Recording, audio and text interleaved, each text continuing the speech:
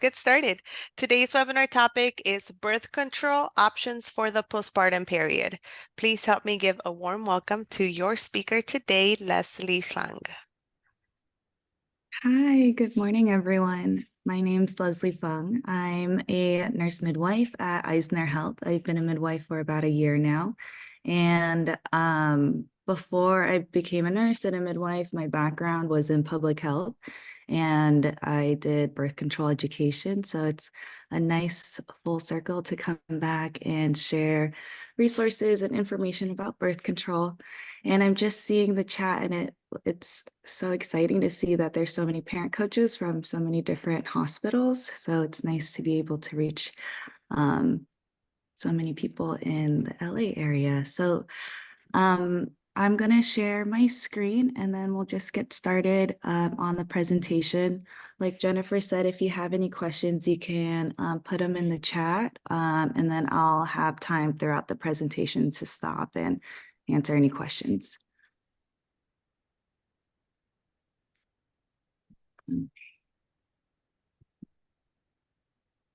Okay, great. So our agenda today, briefly, we're just going to go over some postpartum birth control options, specifically emergency contraception and the ones that are recommended after postpartum. We'll spend some time on how we talk about birth control and have some case studies throughout the presentation. If we have time at the end, we can do a little role play just so that you can all practice. And I do want to spend a good amount of the time sharing some of the resources that I think are user-friendly and could be helpful for you and our patients too. And then our objectives are, we're going to review the importance of why we even talk about postpartum birth control. We're going to examine the options that are appropriate, discuss elements of counseling, and again, go over the resources with for our patients. And so why we're discussing birth control, first, it's important that we prevent the next pregnancy because we want patients and their new parents to focus on the first one or the current one that they have. And the main reason is we want to allow the body to rest for at least 18 months before the next pregnancy. This allows the body to regain the nutrients, focus on breastfeeding, focus on the current one. And why we want to is also so that we can prevent or plan how our patients' futures will be like. So if they want to be pregnant again in the future, or if they don't want to be pregnant in the future again, things to consider throughout their prenatal care and postpartum so that we can help them plan their future families. And so back to what interpregnancy spacing is. It is so that we can optimize the health for the person, and also there are risks associated if people do get pregnant within a short interval. And a short interval is within 18 months of the previous pregnancy. And that could be an increased risk for low birth weight or preterm birth. And importantly, especially if they've had a C-section in the current pregnancy, there could be risks of uterine rupture, which means the uterine scar or the C-section scar can open, which can be an emergent risk for the subsequent pregnancy. And so this is important to consider because C-sections often are for emergencies and unplanned and unexpected. And often people, we want to support a vaginal birth, or they might want a vaginal birth in the next pregnancy. And sometimes if the pregnancy interval is too close together, this risk increases and we might not recommend it. Recommend a vaginal birth after a C-section if the months are too close together.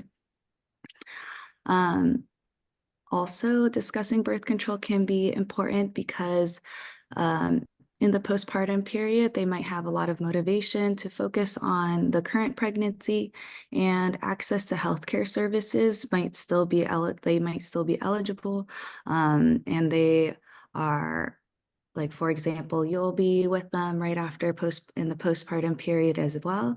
And so they're getting a lot of information within this pregnancy postpartum period that could be helpful for them in planning for their futures. And so how soon we can get pregnant helps us give us a time frame of just when we should be talking about birth control.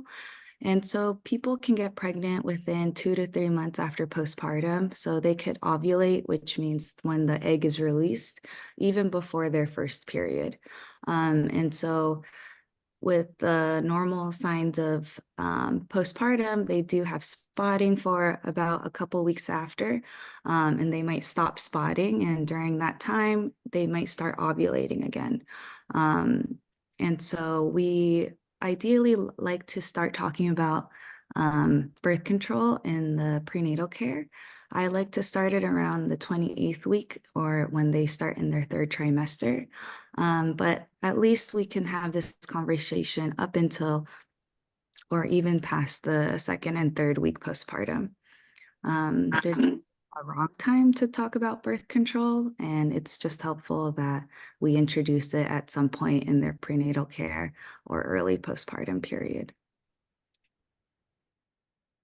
And one thing I want to note now is that with birth control, everyone's journey is very different, and that we also had a pretty dark history in the United States with birth control in terms of forced sterilization, especially for people of color, non-English speaking patients. And so that is a vast majority of our population that we work with.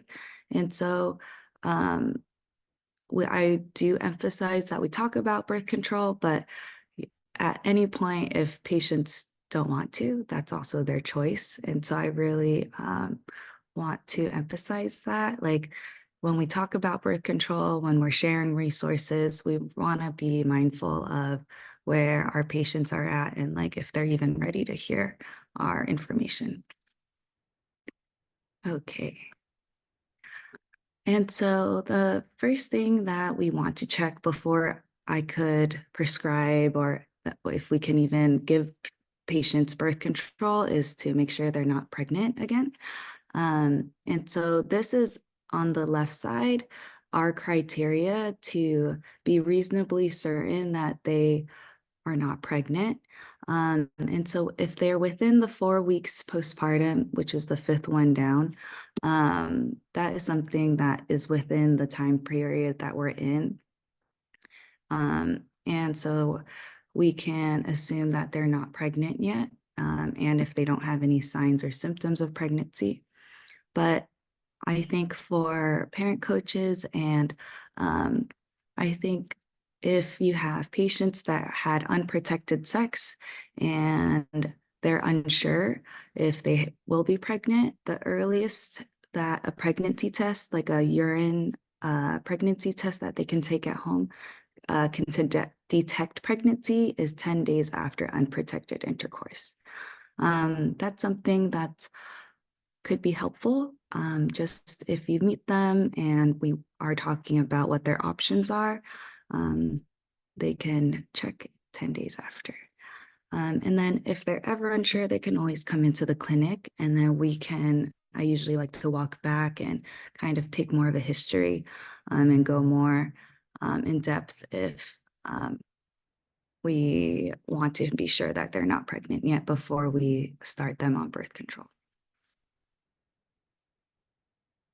Okay. So before we go into the options, I want to start talking about emergency contraception. And so this is if they've had unprotected sex, which means without a condom or any barrier protection, and they want to avoid the pregnancy from occurring. And so emergency contraceptions, there are 3 main options. The first one we might have all heard about, it's Plan B. Plan B is most effective the earliest you take it, so the day after, which is why it's called the morning after pill. But it can work up to 3 days. There's been more studies that have shown it can work up to 5 days, but I'm still recommending that we take Plan B up to 3 days of unprotected sex. And what is good about Plan B is they don't need any insurance. They don't need any prescription for it. And so they can go to any pharmacy to buy it, or they can even buy it online. And you can take it, there's no limit to taking it for emergency contraception. It's a myth that the more you take it, the less effective it is. So you can take it however many times you need it after unprotected sex. Ella is a similar method. It is a pill version as well, but it can work up to 5 days of unprotected sex. This one, you do need a prescription, so they will have to talk to a healthcare provider either in person or online. And so that is something to think about if they don't have access to a provider right away or a appointment time. That is something that may delay the time of getting this method of emergency contraception.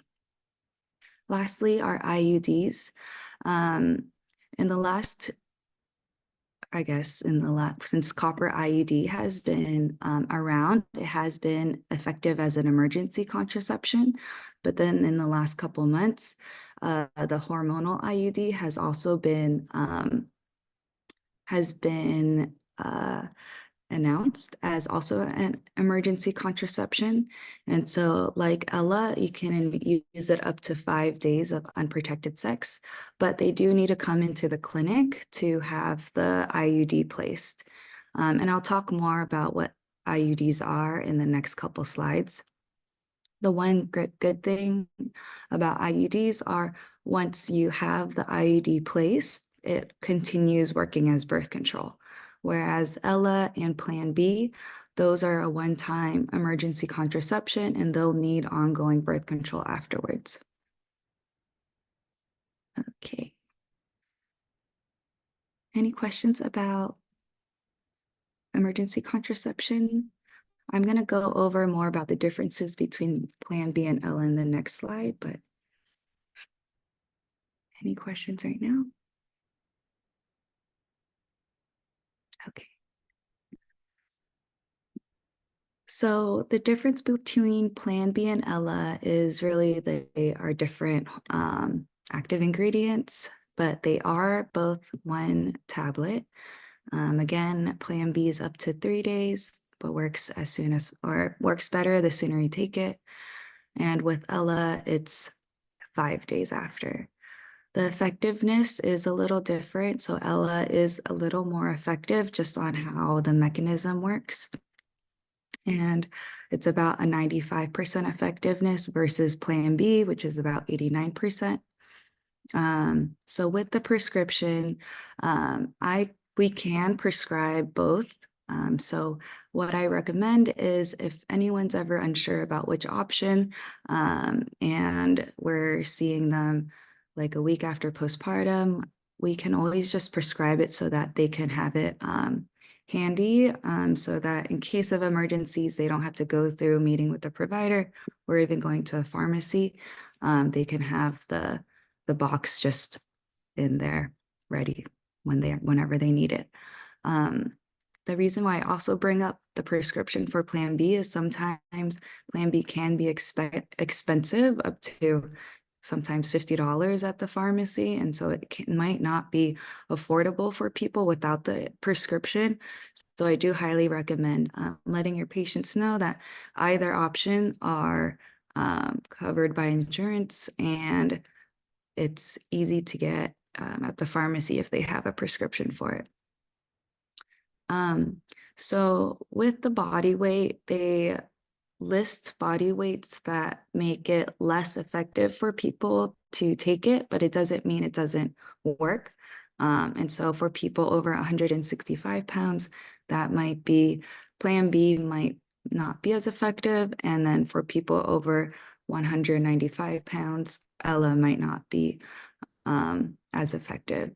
And so that's something to consider as well. And how often can you take it? So again, Plan B, there's no limit. And then for Ella, because of how the mechanism works, it is limited to one per menstrual cycle.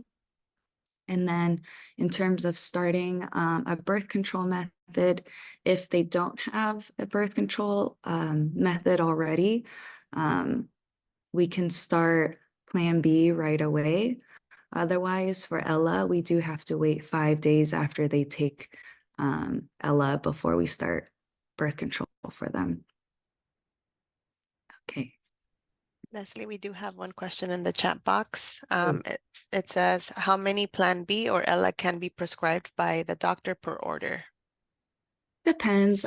Usually I prescribe one and one refill. And so that way it's not I do one pill, so it's not confusing with the directions. And then I tell them there's a refill for you. But you can put as many refills as people want. And so I usually start with one and one, and if they enjoy it, then I'll have more on deck for them.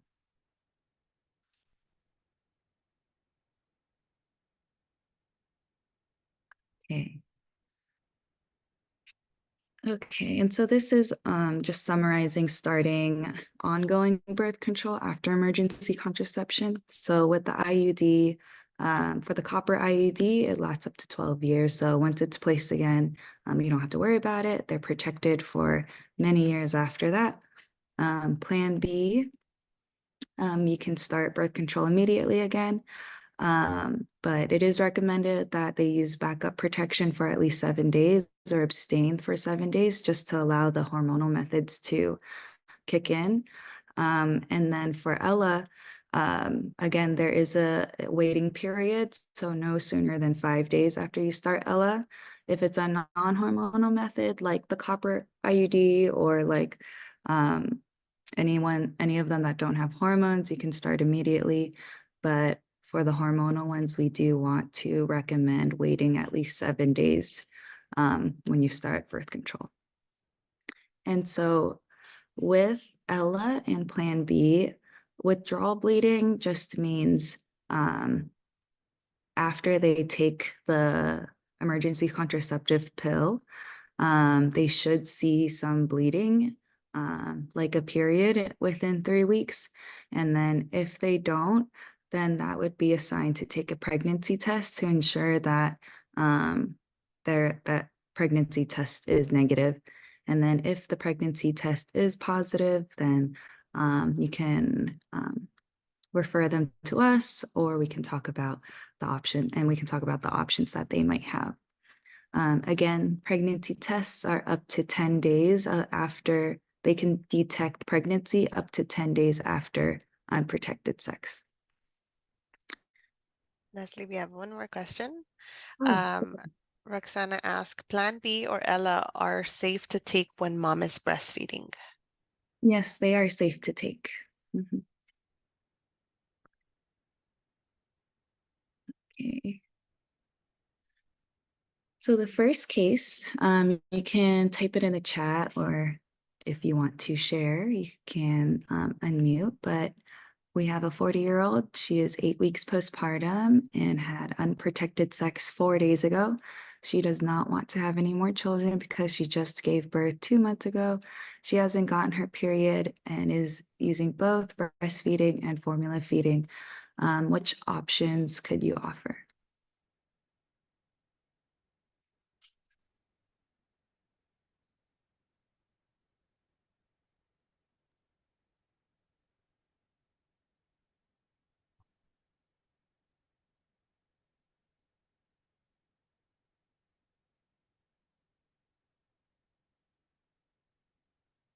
Yes, so Ella, right. So we can offer Ella Ella and IUD.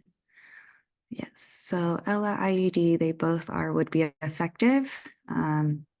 If they really don't have access to Ella, they can try Plan B. It's not going to harm them. If they try Plan B, it just might not be effective.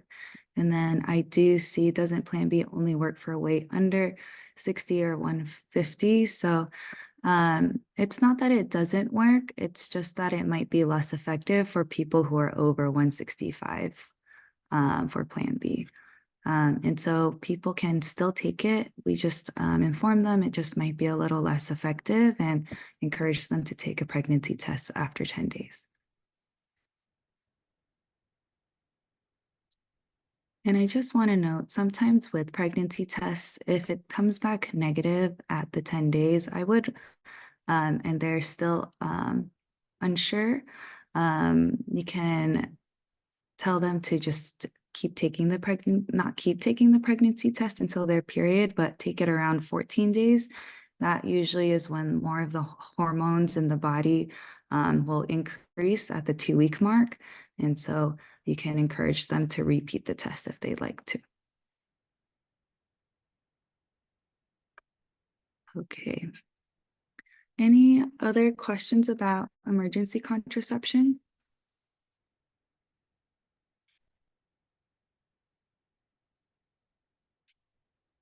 Okay, great. So now we'll talk about all the contraception options. So these are if we can be sure or reasonably certain that they're not pregnant. And so I'll go through all of them individually, but this is just a brief list. Excuse me. We're going to talk about sterilization, which is tubal ligation. These are the permanent procedures, tubal ligation and vasectomy.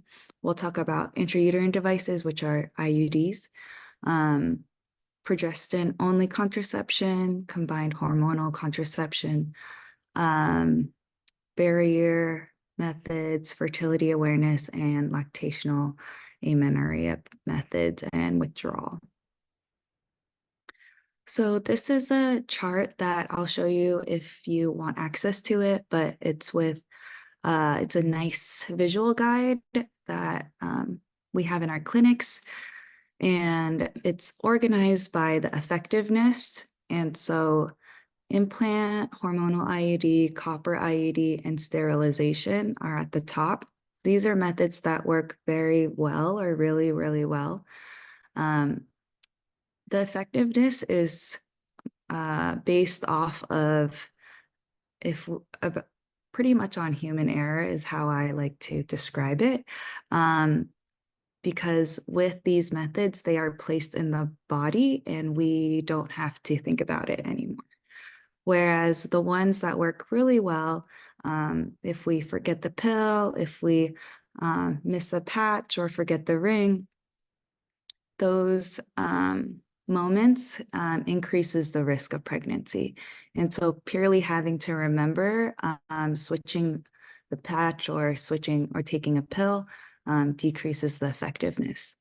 And so I'll go more in depth into each of those methods as well. And then the pretty well, it's also on the same idea where you have to think about it every time you have sex. And because of that, lowers the effectiveness, just purely having to think about it. Okay. And so the first one is tubal ligation or bitubal ligation. This is a surgery that they have to get, and it is 99% effective because they are pretty much separating or cutting the fallopian tube so that the pregnancy can't pass and enter into the uterus. It's a permanent procedure, which means it's not reversible like the other methods I'll talk about.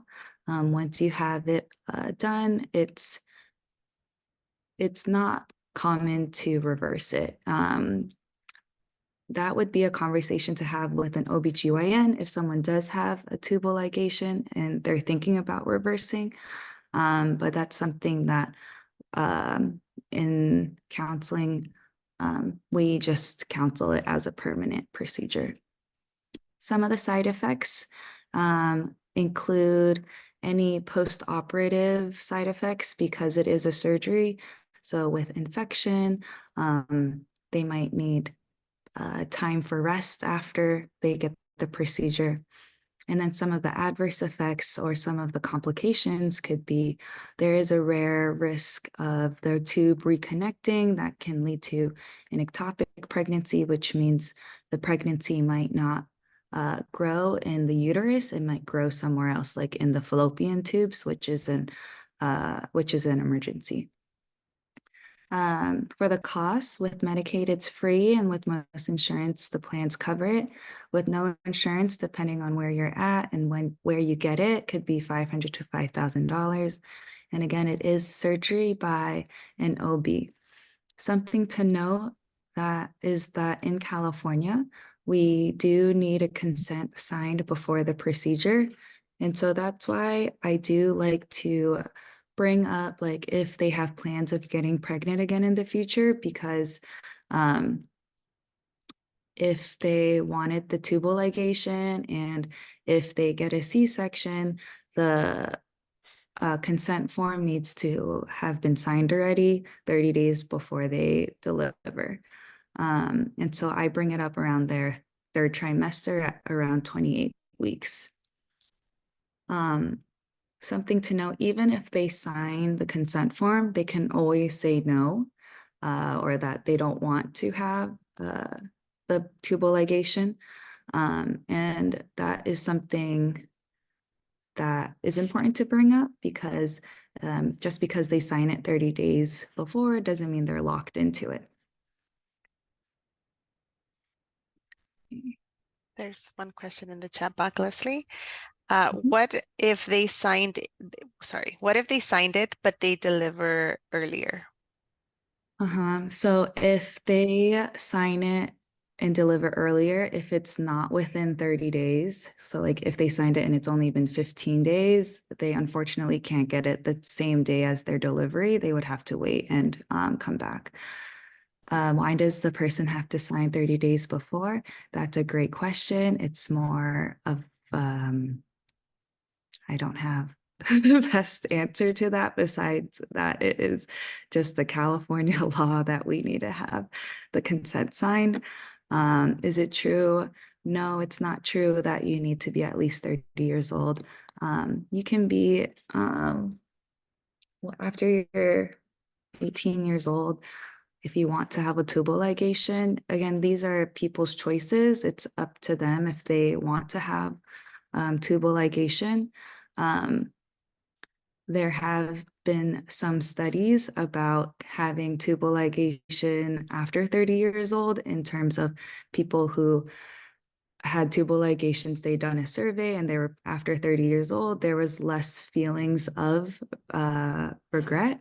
But otherwise, if they wanted a tubal ligation before they're 30 years old, I'm in no place to stop them. They have their reasons, and we've have a lot of patients who also have a lot of children before 30 years old. And if they wanted it, I would support it.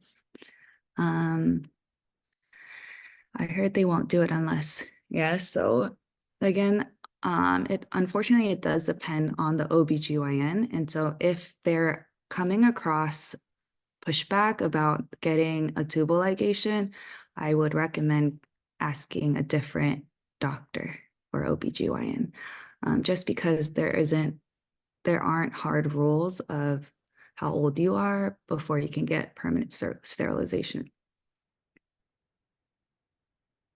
Yes, it is very, very rare that, Sarah says that they've had a client had a successful pregnancy 2 years after tubal. Yes, it is very rare that that would happen. And some of the risks, if people do get pregnant, would be ectopic, which means the pregnancy might not grow in the uterus. So, definitely everyone's body is so different. And again, that's why these are 99% effective. And but anytime patients have questions about it, that's something that they could always ask us, and you can refer them to talk to their provider about it. And I think it's important that people know that there's this option too, because so a lot of the times people aren't aware of tubal ligation, um, and it is something that they can get in certain hospitals immediately after they deliver. And so if that's something that they want, it almost eliminates the time gap too. So like if they have the consent form and they want it at delivery, we could do it then. Otherwise, if they don't sign the consent form until they're postpartum, then they'll have to wait the 30 days, go through go through tubal ligation counseling, which could take another month. And sometimes there's like a 3-month gap in the postpartum period from getting the tubal ligation if they don't have the consent form signed, and if they wanted it. Okay. So that was female sterilization. So there's also the male version of it, which is the vasectomy. And so it is a similar surgical procedure. Again, it's a permanent procedure up to 99% effective. And similar side effects with infection or post-op rest that they may need. And again, like tubal ligation, there's a rare risk of reconnecting or surgery complications. It's a similar cost. This is a short procedure for a vasectomy, and people often can be discharged the same day. Similarly, with tubal ligation, they will need a 30 days consent before they can get the procedure. And the difference between tubal ligation and permanent is there is a 3 months time period for it to become effective. And so sometimes that's something to consider with the patients too, because after 3 months, there is a follow-up with them just to make sure there's no more sperm in the semen. And so for vasectomies, usually we refer out if partners are interested, and there are some resources online that can help direct them in getting a vasectomy too. But if they're interested, we can always talk. We do talk about it in our birth control counseling. Okay. So those were the permanent methods. And now I'm going to go over the reversible methods, which means these are placed in the body, but once they are removed, fertility will go back to as it was before, and the risk of pregnancy comes back. So the first one is the copper IUD, or also known as Paragard. We use them interchangeably. Paragard is just the brand name of it. And so with the copper IUD, it's about 99 to 99% effective, and it's up to 12 years now. Previously, it was up to 10 years. So some people may know it as the 10-year method, but now it's up to 12 years. The main difference between this IUD and the hormonal IUD is that the side effects include heavier periods and heavier cramping because there's no hormones in this. And so a question to consider when I ask my patients is like, how were their periods like before? If their periods were very heavy and they had a lot of cramping, I wouldn't recommend getting the copper IUD just because it can make those symptoms of heavy bleeding and cramping worse.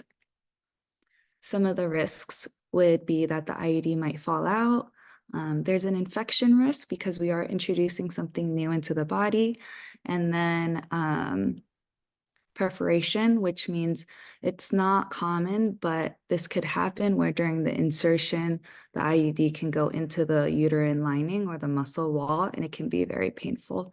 And that is something that needs to be addressed immediately too. With the cost, it's covered by insurance, and if you don't have insurance, it's up to almost $800. This one, you do need to be in the clinic to place in the uterus. And something to consider is that it is a painful procedure. I don't want to sugarcoat it to my patients. Unfortunately, the pain management um, isn't as accessible, I think, for the IUD placements. And so that's something to let your patients know about. Like, it is really effective. You don't feel it, but it can be painful, and it's about a 10-minute procedure. And so that's something that if they're okay with the pain and they want to see if their body will tolerate it, that's something to bring up with their provider. And this, again, can be used as emergency contraception up to 5 days. And so that was the non-hormonal method. And so this one is the hormonal IUD.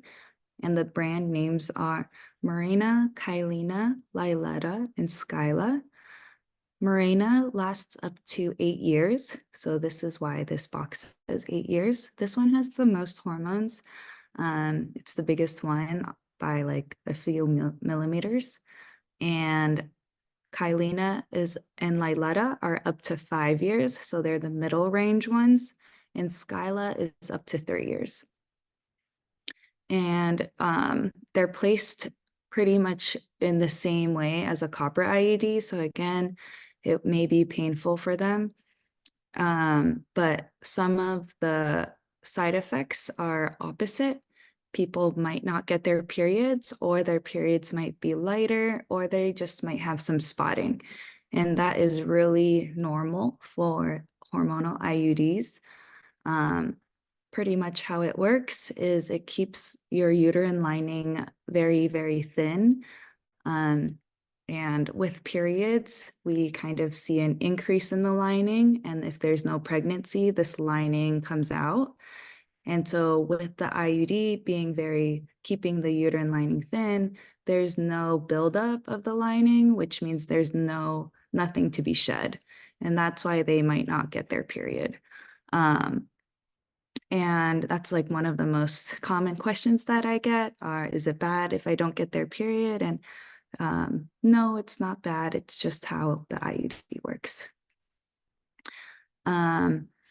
For this hormonal IUD, there are some benefits. So like almost the opposite with the copper, if they do have heavy bleeding and heavy cramping, this has other benefits where it can help with their periods and help with the cramping too.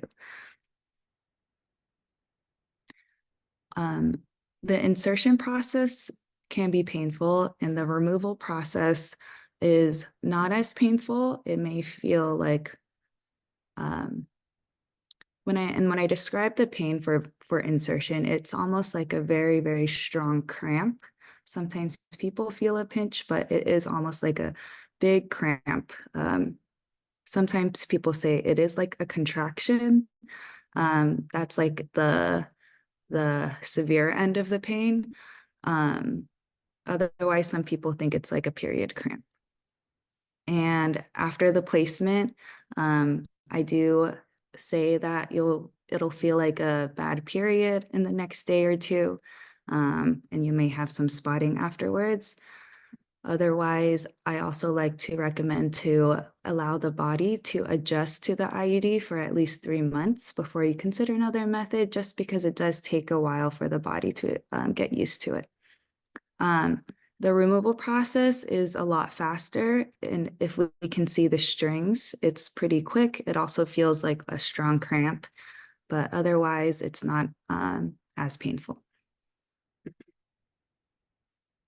Okay, so those are the IUD. For the next one on, so this one is the implant. And so with the implant, it goes in the arm.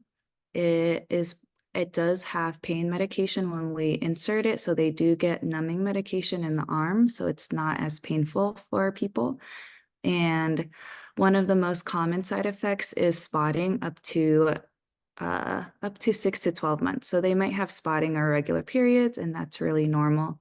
Some things we just want to make sure people are aware of is that they can feel the implant at all times. And so we recommend that if they don't feel the implant or if they don't like feeling something in their arm, that's something to consider. And then it's effective up to 3 to 5 years. Leslie? Yes. Um, Sahara is requesting for you to repeat the years of effectiveness. I believe of the first two. I think of because I know you started to the copper IUD is up to 12 years, but I think the For vasectomy. the hormonal one. Mm-hmm. Let me type it in the chat so it's easier. Okay. And okay.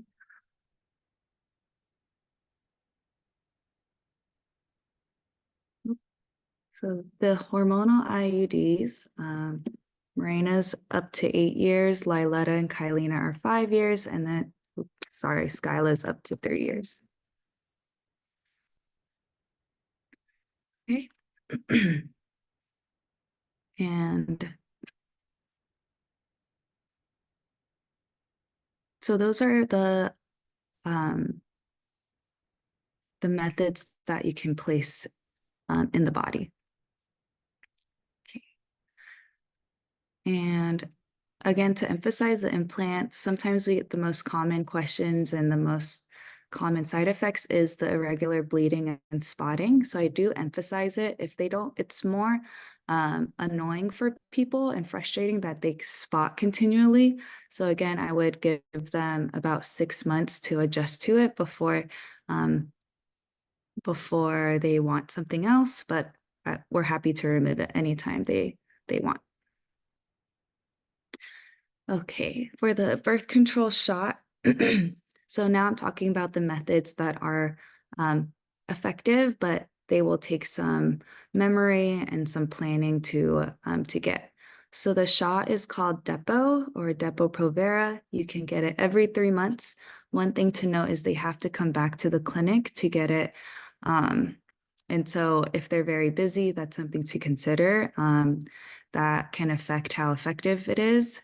There is a 2-week window of when they can get Depo. So there is wiggle room. They don't have to come on the exact date. I'll show you the calendar later so that you can help guide people on when their next dose is. People like this method because it is invisible. It's not in the body. They can control how often they get it. One of the major side effects is the irregular bleeding pattern or irregular periods. And the increase in appetite. You might have heard that people have had some weight gain with it. That's because it's not actually making you gain weight, but it's increasing your appetite, which may make people gain weight. And so that's something to consider. For out of all the methods, this one may take the longest on average for fertility to return. So if they've been on it for a couple years, it can take up to 9 months before they can get pregnant. Not to say that it's been impossible to get pregnant right away, because I have seen people miss a dose and then they get pregnant, but that's something to consider if they've been on Depo for a long time. Another side effect is that they can decrease their bone density if they've been on it for a long time as well. And so I'd encourage them to just take their prenatal vitamins, their calciums to continue with weight-bearing exercises. Once they stop being on Depo, the bone density returns back to normal. What's nice about Depo is that you can get it probably at the hospital before they're discharged. So a lot of the times the postpartum units will have Depo readily available for people. And so they can get it immediately before they leave the hospital. And then they'll be protected right away. Leslie, Yes. we have a couple more questions in the chat Um, box. Sure. So most of the moms I see have used Depo, shared they bleed for almost a year, gained weight, and developed migraines. Is there a test to determine which birth control? So there's not a test, but we will have some time to talk about it too. Everyone's birth control journey it's their own journey. Everyone's body is really different. And so these are the side effects that I talk about are very general. Some people may experience it more severely than others. And that's something to consider too when we have counseling about birth control methods, because if they don't want weight gain, if they don't like the regular bleeding, then some of these methods may not be best for them. Unfortunately, it can take a while for most people to find a birth control method that is best for them.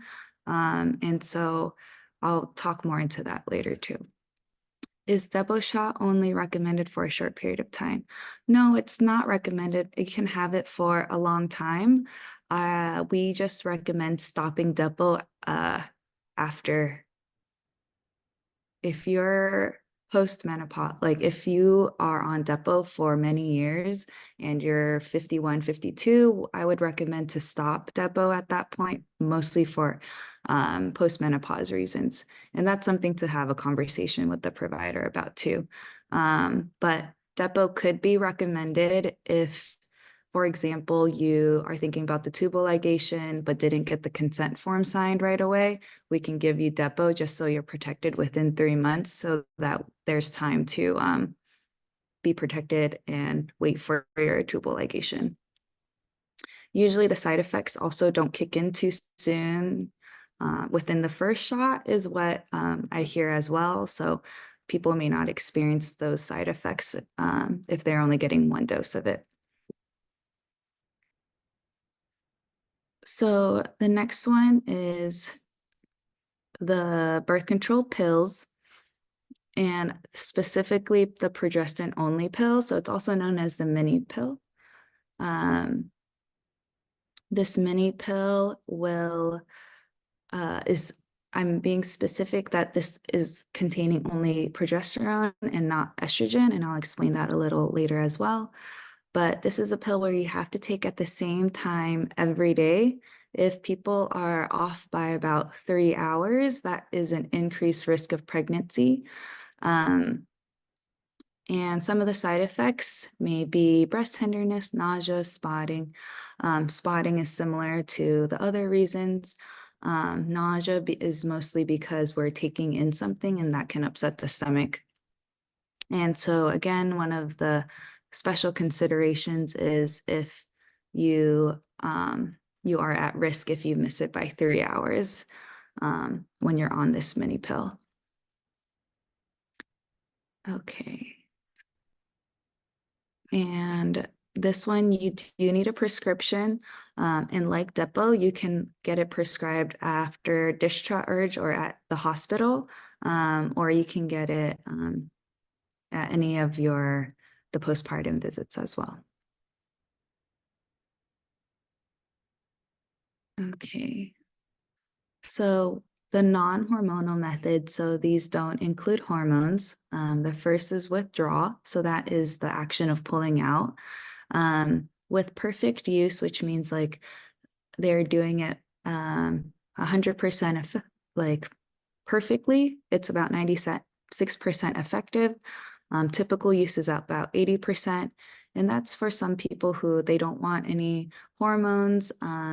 They are confident in their withdrawal. They and their partner are confident in withdrawal method.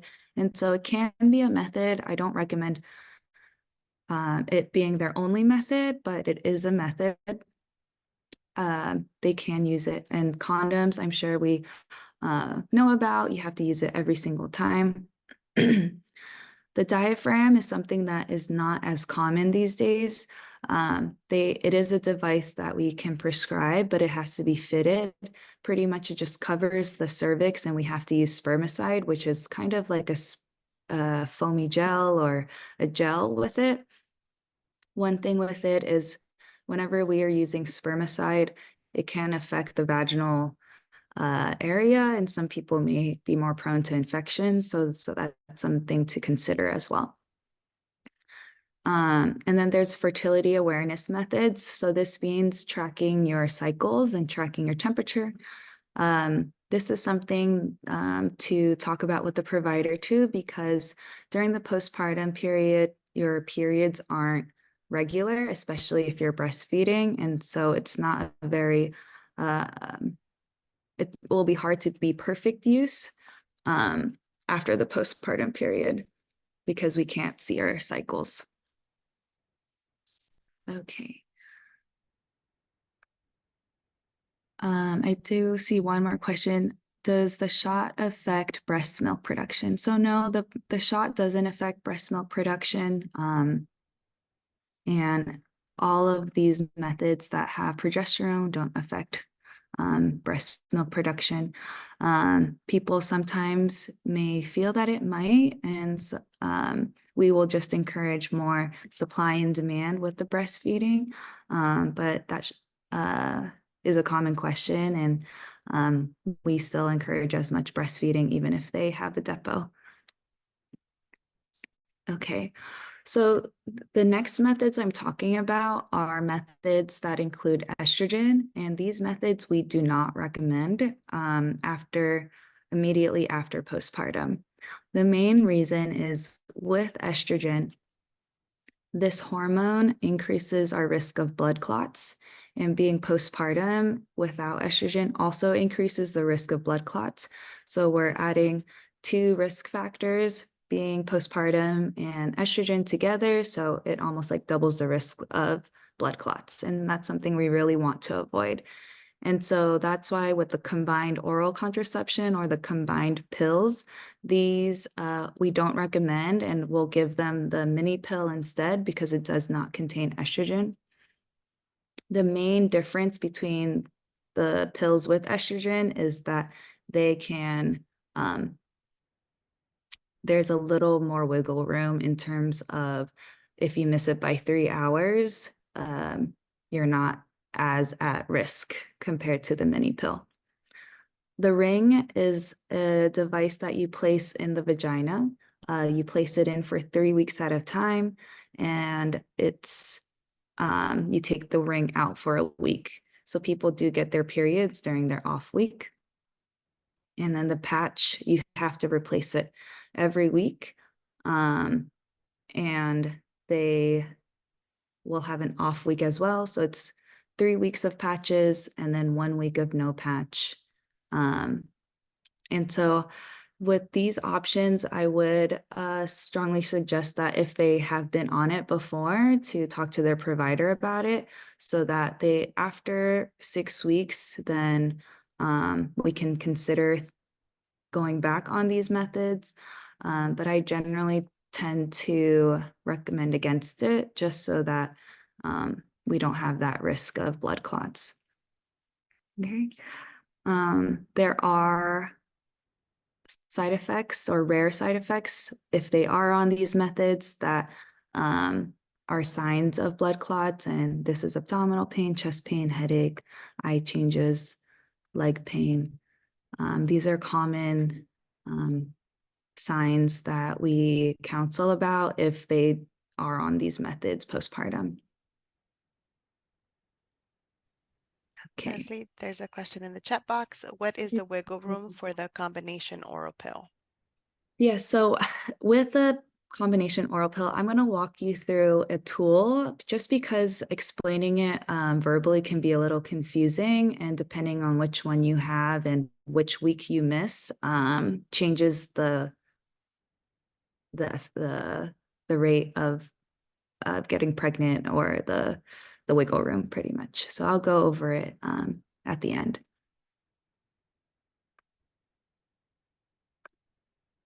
Okay. This last method is specifically for postpartum. So it is the lactational amenorrhea method, which means if you are exclusively breastfeeding and meeting all these 3 criteria of exclusively breastfeeding, this stops ovulation, which means it helps stop the egg from being released, and it could be used as a method. So first, amenorrhea just means they're not bleeding or they haven't had their period yet. they're near to fully breastfeeding, so there's no interval greater than 4 to 6 hours between breastfeeding, um, or every 4 hours during the day and 6 hours during the night, and they have to be less than 6 months postpartum. And so what that means is if they're more than 6 months postpartum, they're automatically not using the method effectively. Um, and so that is something to consider. This means that if they're using formula, it's not a method that would work for them. But this is also a reason why you may hear that, like, or you may get questions on, oh, I'm breastfeeding, I haven't gotten my period yet.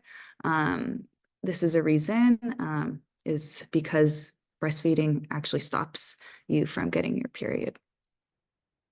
Okay. Okay, so those are all I have prescribed estrogen methods while breastfeeding. Can you touch on that? Yes, so with breastfeeding isn't like estrogen isn't we say contraindicated, or it means it's not there's no like risk with breastfeeding and estrogen exactly. It's mostly being postpartum. And it depends on how many weeks you're at. So with the combined hormonal method, so these are estrogen methods, they are out of the window after 42 days. So maybe they're prescribing it and they're already past 6 weeks. That they don't have any contraindications for at that point, or they don't have as much risk for the blood clots after the 6 week mark.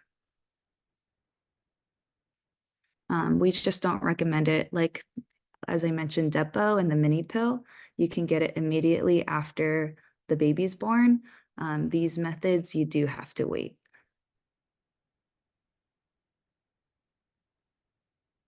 So Fexigel, that is a method. It's not, the methods I'm going over are the methods recommended by like the CDC. And so Fexi is a method. It's not a spermicide, but it changes the vaginal pH where it makes it hard for the sperm to reach the egg in that way. So it's not actually killing the sperm, but it's just creating the vaginal environment unproductive for the sperm. Some of the side effects of Phexi, though, is that it changes the vaginal pH, so people are more getting infections. And so that's, at this point, we're not counseling it as one of our methods, but if they have questions about Phexi, we can talk more about it at our visits.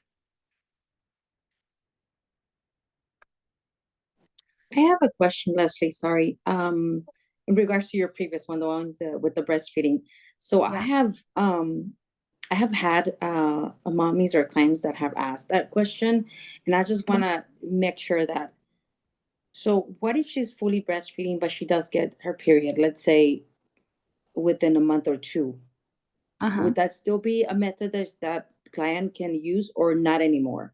If they're using breastfeeding as a method, so Yeah. it wouldn't be a method. So amenorrhea, so like if they're getting their periods within a month, they don't meet criteria for this method anymore. So they have to meet all three. So they can't have gone their period if they're using formula, or if they're breastfeeding and it's not consistent, that also, like, they're not in the criteria anymore. And if they're like past 6 months postpartum, they don't meet it anymore either. Okay, got it. Thank you. Okay, great. A lot of great questions. And so this chart is just how soon you can start it. And so, and what you have to use after. My general rule of thumb is anytime you start a hormonal method, just wear protection for 7 days afterwards, just to allow the body to be effective for it. Okay, so we have another case. So we have a 28-year-old patient. She's 28 weeks pregnant. and this is her first pregnancy. She's being counseled for postpartum family planning. She wants something that she doesn't have to think about and can protect her for a few years. Which options might work best for her?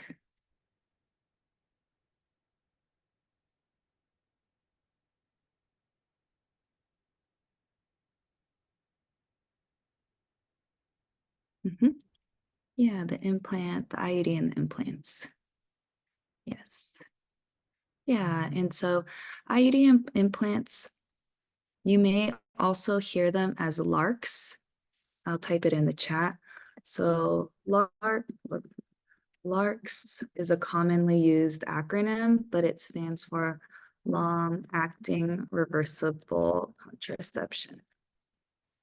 So I'm putting it in the chat just so if you hear it, IUDs and implants fall in this category. Okay, but yeah, perfect. So moving on. So now I think a lot of your questions kind of are related to like how we can talk about birth control. And I think that's why I think your roles are so important, because you do see them often and you have a relationship with them. And it's important that we discuss birth control in a way that's non-judgmental and that it's very personalized. And so these questions are really a guide if you wanted a guide on how to start talking about birth control. So first is like, do you want to have more children in the future? This can guide you in permanent procedures versus like long-acting methods or just like planning how. And then, so Mhm. so now, she been talking about going back to school, right? Sorry. And then the second one is, have you tried using any methods before? So a lot of patients have had their own birth control journeys before meeting me. So I like to use that as like a introduction, because I don't want to like go through all the methods if they already have their own personal journeys with a specific method. Sometimes people come in and they're like, I had the implant, it was awful and I never want it again. And then I'll be like, okay, we don't have to talk about the implant anymore. What are your priorities for birth control? So some priorities would be like if they like to see their periods, if they want it to be hidden, if they don't want any pain with it, things like that. What is most important to you with a contraceptive method? So that would mean like, I want it to protect me against pregnancy. I want it to be very effective. Which methods are you familiar with? And then I like to ask, like, can we talk about birth control today? Or like, do you want to do your own research and we can talk about it the next time? This really helps to just, I think it's hard too, because if I'm seeing them prenatally, it's hard for them to think about birth control in the moment when I'm introducing it. And so I like to phrase it as like, this can be an ongoing conversation. We don't have to decide today.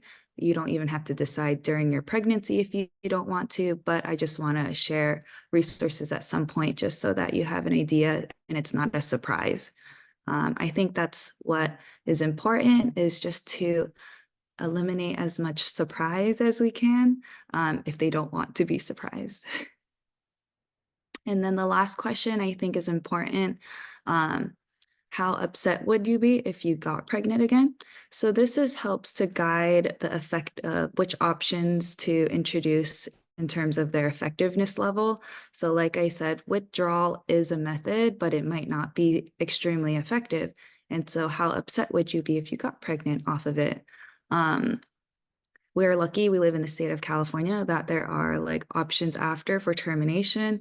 And so that's something to consider as well. Like, what are your thoughts on termination? Because we do have those options, but how upset would you be if you had to go through the process with it?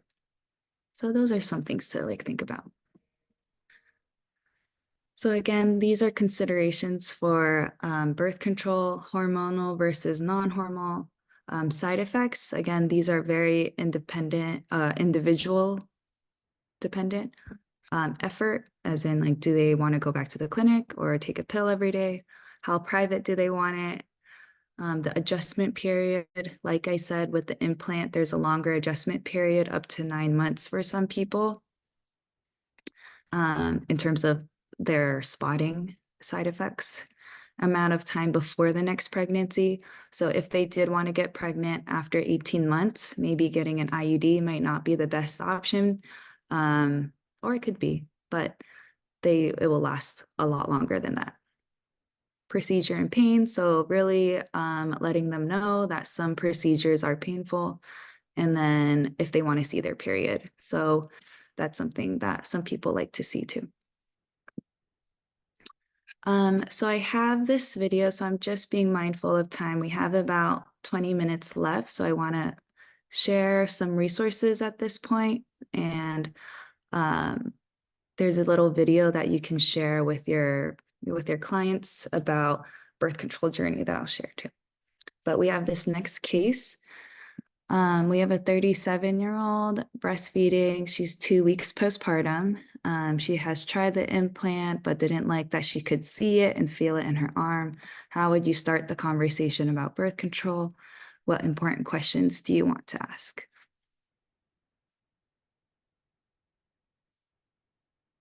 And you can type it in the chat too. And there's really no wrong answers either. Like every conversation's very different. Every person will respond very differently. And yeah, so.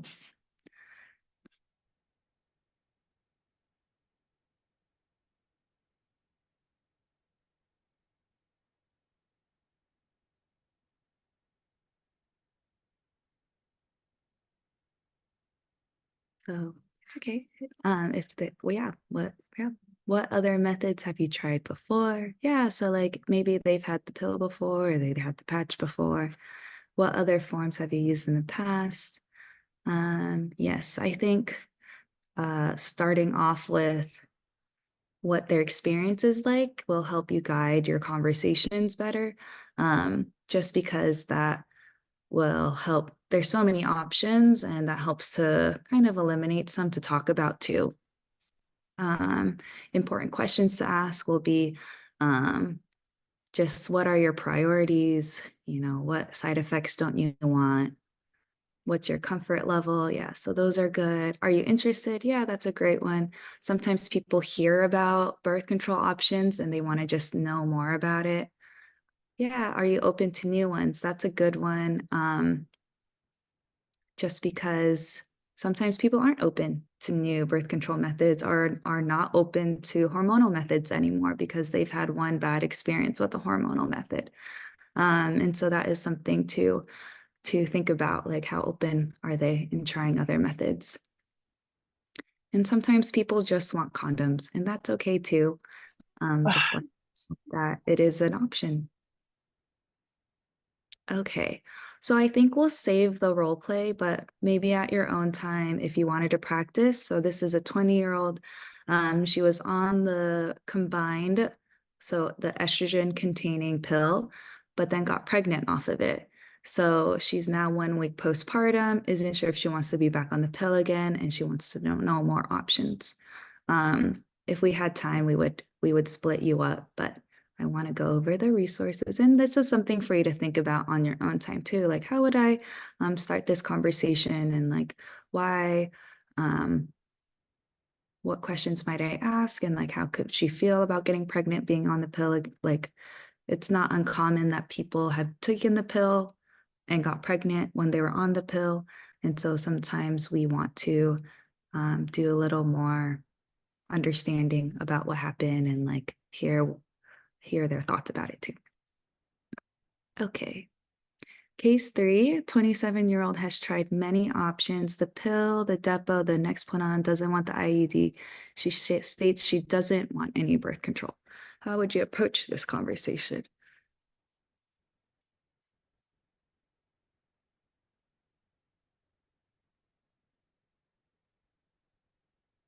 So Yeah, I think this is pretty common too. People have gone through an extensive journey. They don't want any. Usually I like to hear about what their experience was like.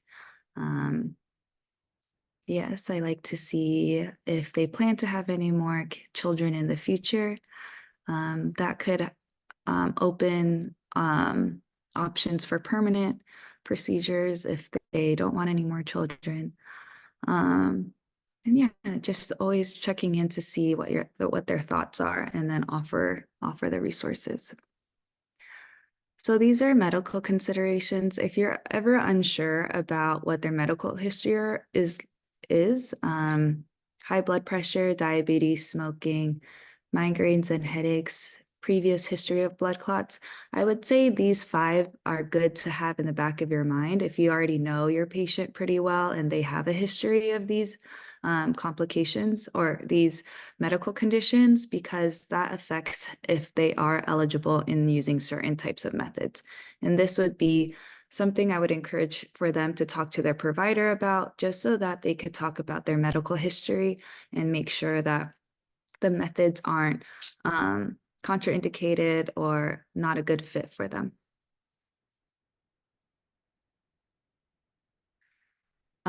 This slide pretty much just is highlighting that if they are switching methods, there's a overlap method where to prevent pregnancy risk during the gap of switching. We may double up during an overlap period so that they're not at risk if they switch methods or not. And oftentimes it's about being on the like, for example, if they've been on the pill and they want to switch to the shot, we would recommend, so this is the 4th box on the top from the left. We would recommend getting the shot 7 days before them stopping the pill. And so this is pretty patient specific. So that would be something, if they're considering switching a method, I encourage them to come into the office or have a conversation with a provider, just so that we can start a new method for them before their other method runs out. But it's also very common that people want a break from birth control. And if they want a break from birth control, that's okay too. Just encourage the non-hormonal methods. Okay, so with the resources, I'm gonna just stop sharing and share a different screen so I can show you. Because I know I went through many options, it's even hard for me to remember sometimes. I want to share some websites that could be helpful for you. So the first one is the video. This is a nice video that I used to work for this team, and it's about 6 years old now, but it's still pretty relevant. It's about people's journey. Don't want to get pregnant at this age because I have so much to do. I want to have a career first and then kids later. I'm just getting started with my career and figuring out what I want to do. School, work, family, relationships. You've got a lot going on in your life.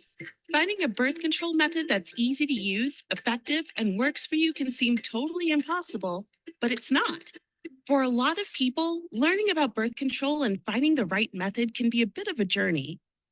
My birth control journey began when I was a teenager. I was 14, 15, and I started the pill. I started off with birth control when I first got my period because I had a really, really heavy period. When I went to my doctor initially, all she really told me was about the pill because that's what I asked about, and that was what all my friends were using at the time. I started with the pill and have ended up with the ring. I have tried many methods in between, and I know what I like, and I didn't like those. Some people find a great method that works for them right away, while for others, it can take some trial and error. So when you have your own time, you can finish watching the video. I like it just because it's like a fun video, hearing about real people's experiences, and it's a pretty common theme that people's journeys are very different. And so I'll share this link with you, and you can share it with your patients too. It's meant to share with for people interested in birth control. This one is called bedsider.org. This is probably the one I use the most often. The reason is I like that since I work with a lot of Spanish patients, I can pull it up in Spanish as well and walk through my counseling with a visual guide. And so I click explore options, and then this kind of helps me guide where they want to talk about. And the nice thing about Bedsider is like I can click on the implant, they'll tell you all about it. And then you can even compare side to side. So like if they were considering between the depot or the implant, you can see the side effects next to each other, and they can read it and see how easy it is to get, and kind of like you can walk with them side by side on and compare what methods might work for them and the ones that they're interested in. Bedsider also just has a lot of resources too about birth control and about reproductive health, and it's a fun website to even just explore on your own time. The second website is FamPacked. I'm sure some of you are familiar with FamPacked, but you can see that it walks you through if people are eligible to be FamPacked, and just to go over it, it's family planning services or for people who may not have insurance in California.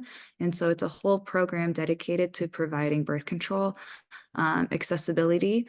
And so insurance shouldn't be a barrier for people because we have FamPack that can help them get birth control when they need it. And so like the bedsider.org, you can also write, or you can also read about the methods from the websites too, which is nice. And with the second one, or the third one, Planned Parenthood is also a really nice website that I like to use. One function of Planned Parenthood that is different from Bedsider is that you can just put in your zip code. So I could say a random LA zip code, and you can see all the clinics nearby that offer the services. Sorry, let me do that again. So you can put in a zip code, and then you can even put, for example, if they don't have an appointment for emergency contraception, they had unprotected sex within 5 days and they need to see someone right away. But it sometimes is really hard to get an appointment over the phone or even go through the call center. You can search, and then again, they can show you which services they offer, the hours, and then the location. And then you can see when how late they're open, and you can book online too. So with the Planned Parenthood's website, it's not just Planned Parenthood centers, it's all the health centers in the area too. Okay, and so I wanted to go back to what happens if you miss a birth control pill and that wiggle room, because it can depend on what day you missed and which week you're at. I really like this tool, and I like to share it with my patients too, just because sometimes people, they don't know what to do and they don't have the time to go to make an appointment with us. So you take the quiz. You missed the pill. You really don't have to fill any of this out. So it's like, when did you miss your pill? I missed it today. And which pill do you currently take? So you either don't know, or these are all the brand names of the pills that they might be on. Usually it's stated on the pack, so they just have to look at the pack and then put it in. Usually the mini pill is Micronor or one of these. So you said your last one, oops, let's say the last one was yesterday. You just change the date pretty easily. And then, have you had sex since you last took it? You can say yes or no. And then it tells you what to do. So based on your answers, you take the pill you missed as soon as you can. You take it at the normal time, use condoms in the next 2 days. Since you took a pill more than 3 hours late, you're not protected against pregnancy. And after 2 days of taking your pill, you'll be protected against pregnancy again. And so this gives a really clear, like, almost reassurance of like, okay, I'm at risk for pregnancy now. I should use protection for 2 days since I missed the pill within 3 hours. And the results are different depending on which pill you have and as well. And it's not just for the pill, but this also has, if you miss the patch too, all you have to do is just Planned Parenthood missed patch. And then what do I do? And then they'll have it as a quiz as well.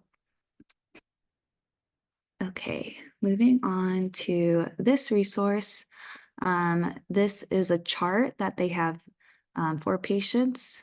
It's pretty simple. I like that it's all on one page. They tell you how to use it, things to know about it, and then the effectiveness level. So it's a little more thorough about going over all of them, and maybe you can print it and bring it to your home visits. If you don't have access to a computer, this is nice so that you can just point and like talk about the options too with the visual guide. Okay, now I have, this is a depot calendar that I talked about. Like I said, there is a 2-week window of when you can take it. So if they're not sure when to schedule their next appointment, if they got it today, it would have been May 21st to June 4th would be their next dose. So if they get it within this 2-week period, they are protected. If they got their next dose on June 5th, then they wouldn't be protected anymore. Reproductive Health Access Project is also a really nice website because they have the fact sheet in different languages. And so besides Spanish, if you meet a Chinese patient, they have it all in Chinese too, for you to walk through with them too. Okay, and then my last resource is Beyond the Pill. And so they have a lot of really pretty resources that you can print. You might have seen these two on the PowerPoint today, but you can print it in Spanish or English. These are all free methods that if you wanted a tool to use while you're talking about birth control methods, you can use it to point at. And then this is where you can find that video that I shared earlier. Okay. And so those are all the options. Let me bring back the PowerPoint just in case I missed anything that I wanted to cover. This is about FPACT again, and these are the options.